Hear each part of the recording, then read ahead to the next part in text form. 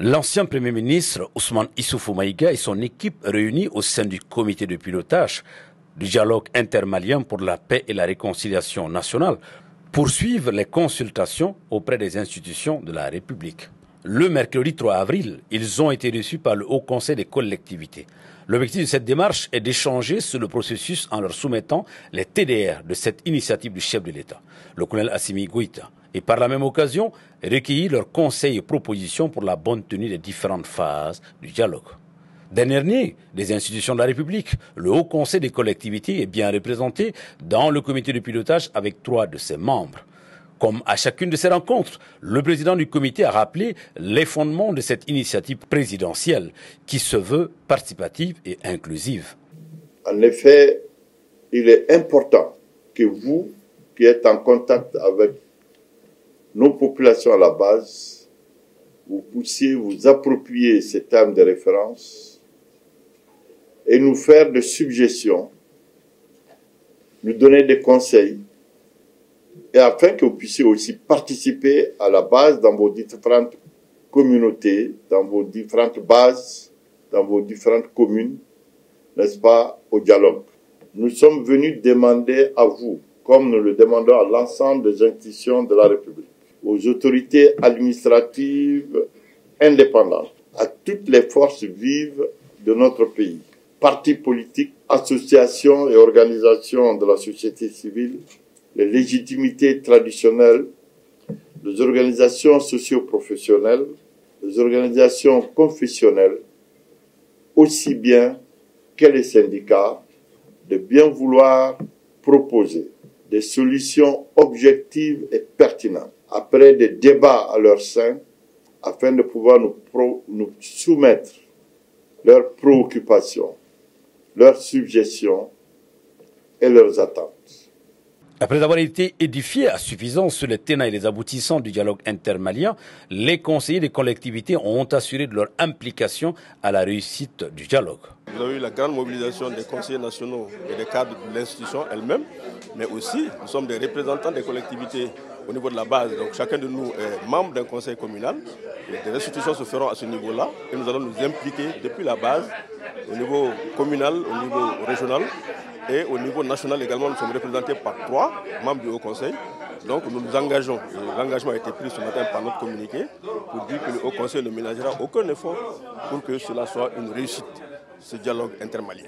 Plus tard dans la journée, le comité de pilotage a rencontré les responsables des centrales syndicales au Centre international des conférences de Bamako. Même objectif, récolter leurs attentes et préoccupations et partager avec eux les TDR du dialogue.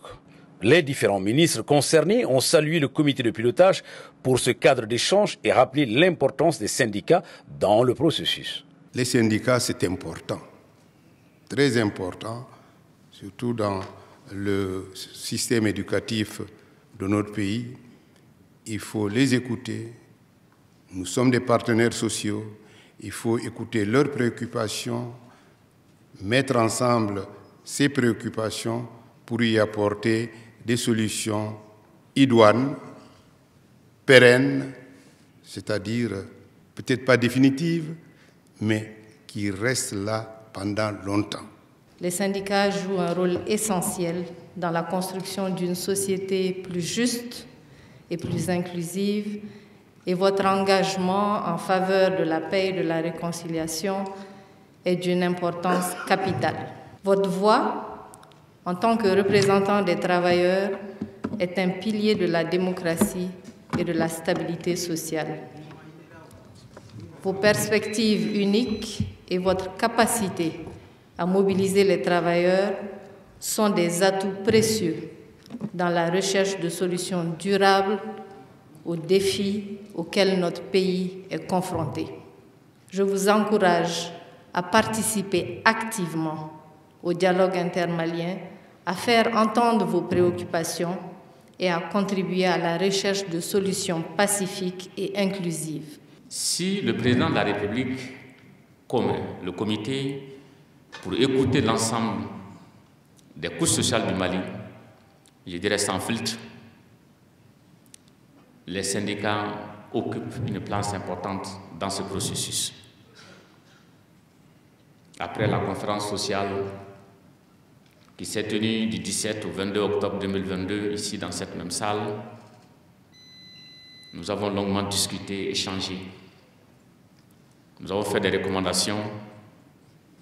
Nous avons élaboré et signé un pacte de stabilité sociale et de croissance qui d'ailleurs va contribuer certainement à alimenter les discussions du dialogue intermalien pour la paix et la réconciliation nationale.